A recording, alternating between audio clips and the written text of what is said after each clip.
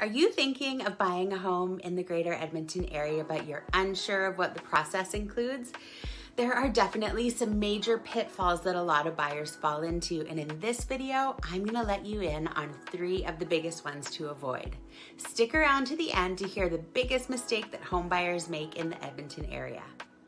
Home buyer mistake number 3, underestimating closing costs. There are a lot of costs associated with buying a new home that you may be unaware of. You'll of course need your down payment, and then once the offer is accepted, you'll have around 10 business days or so where you're doing your due diligence to make sure you even want to purchase the property, otherwise known as being pending. During this time, there are some costs.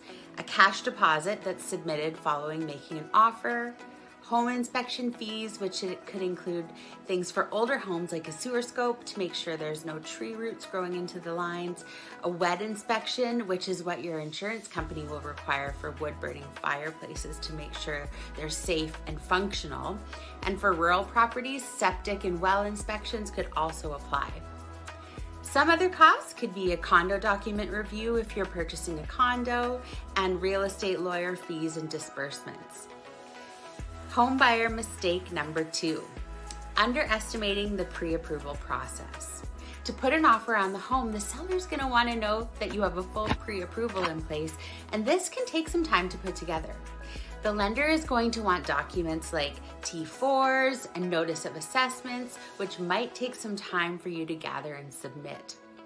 Buyers that decide to start shopping for a home without a pre-approval are putting the cart before the horse and essentially could be blocking themselves from having the opportunity to submit an offer if they do find their dream home early in the shopping process. Why? Well, if the seller's agent is diligent, they're going to ask whether the buyer is pre-approved or not.